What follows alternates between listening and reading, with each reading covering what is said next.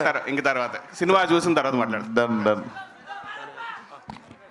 విశ్వ గారు సార్ నమస్తే సార్. నమస్తే సార్, నేను వెంకట్ ఎన్టీవీ సార్. సార్ నమస్తే సార్. మీరు మీ ఏ ఈవెంట్కైనా నందమూరి హీరోస్ని తీస్తుంటారు కదా, ఇదేంటి మరి సడన్గా మా బాస్ని పిలిచారు, నందమూరి కాంపౌండ్ నుంచి ఇటు వచ్చారు?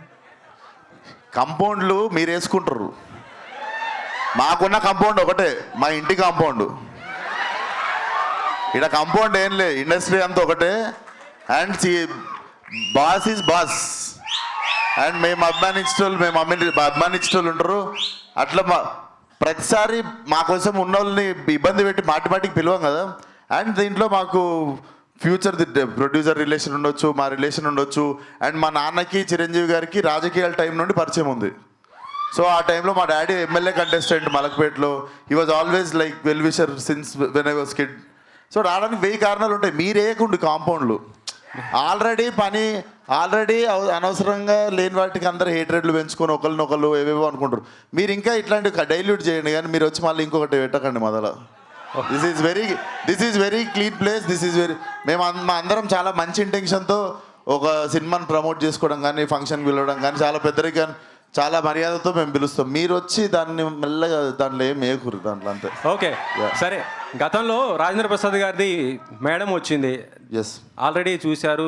యాజ్ డీజ్ సేమ్ అలాగా ఉంది. ఇప్పుడు లైలా ఇలా చేస్తున్నారు. దానికి ఇక్కడ థియేటర్లో అంటే ఆ కెమెరాలు వెనక స్పేస్లో ఉన్నోళ్ళలో హార్డ్లీ నాకు తెలిసి 4-5 చూస్తుంటారు. 2 దశాబ్దాలు అయిపోయింది ఆ సినిమా వచ్చి.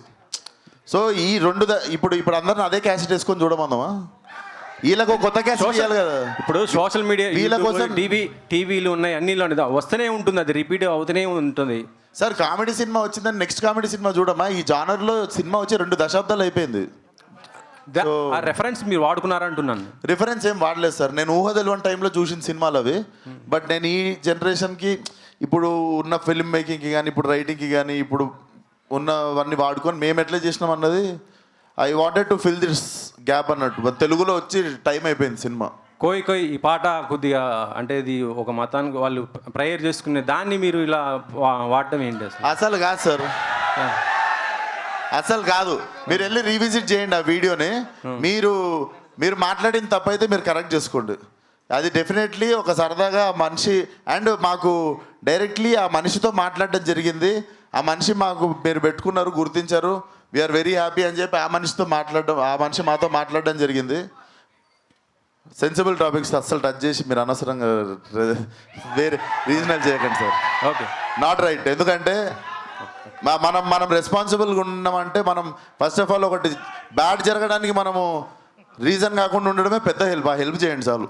ఓకే సాహు గారు నెక్స్ట్ మీరు చిరంజీవి గారితో సినిమా చేయబోతున్నారు కదా, అంటే అనిల్ రావిపూడి ఆయన మేకింగ్ మొత్తం కూడా కామెడీ ఎంటర్టైన్మెంట్ ఉంటుంది.